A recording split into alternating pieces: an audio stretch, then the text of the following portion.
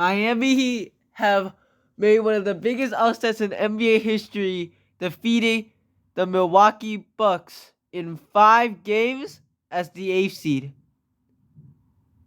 That is crazy. I did not even think this would be possible.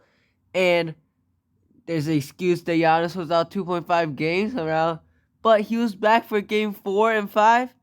Game 1, they were still losing by 12 before he left.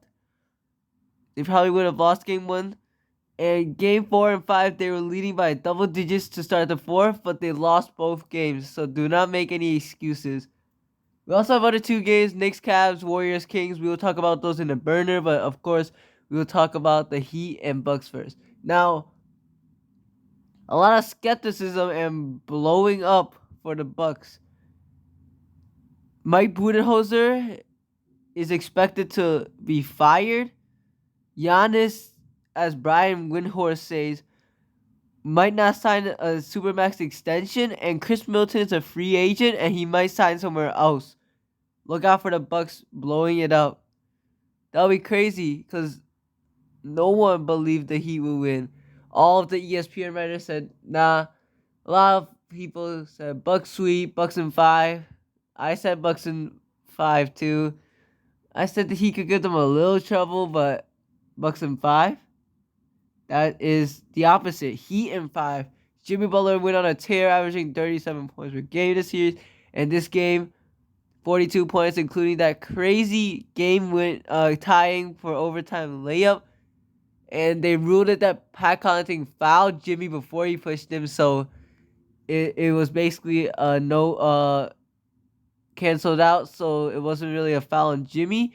And that was a crazy shot, and Jimmy in overtime led them without Kyle Lowry, without Kevin Love, and Bam Adebayo all fouled out, still winning.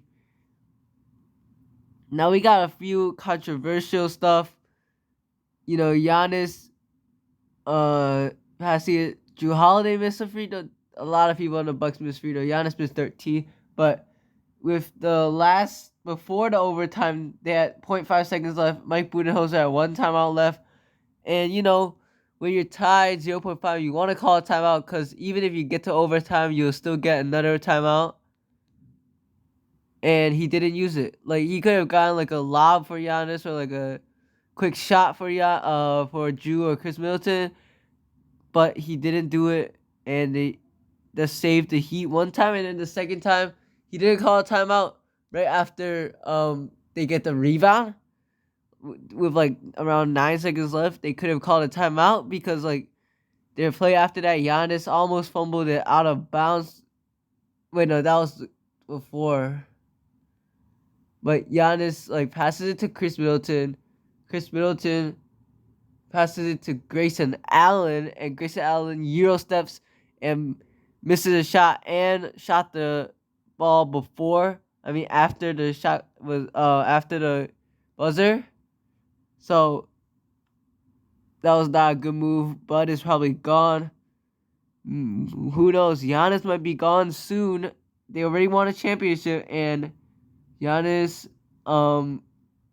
is expected to not sign a Supermax extension as the Milwaukee Bucks. Milwaukee Bucks were a lot of people's championship favorites, and they surprisingly lose in 5. Let's talk about Heat. Kevin Love, 15 points, clutch. Bam Adebayo, 20-point triple-double. And Jimmy, of course, 42. The teammates stepped up today.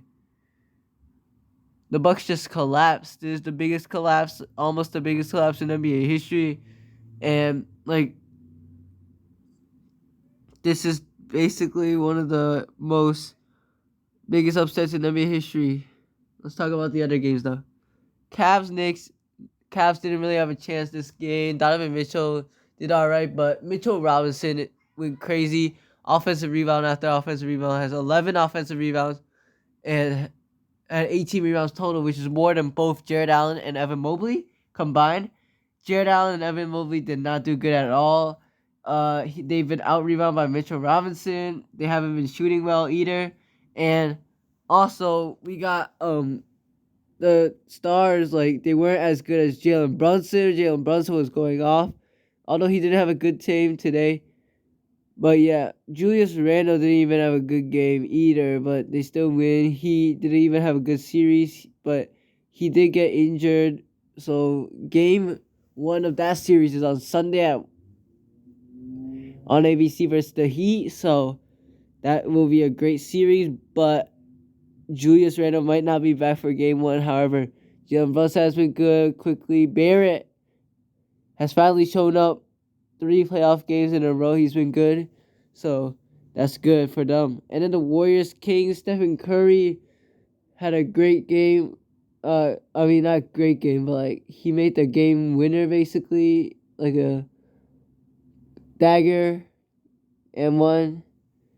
De'Aaron Fox was injured, but Kevon Looney has been out rebounding Domantas Sabonis and had another 20 rebound game. Draymond had a 20-point game. Bench Draymond is doing really well. 20-point game, which is his first since 2019 of Christmas. And that's kind of crazy. That's almost 4 years. I thought Draymond would have at least one 20-point game, but that's insane. He hasn't had one in a long time. Draymond did have a 20-point game, and he was a pivotal part in them winning. The Kings just don't have as much experience, and the Warriors win on the Kings' court, which is even more surprising.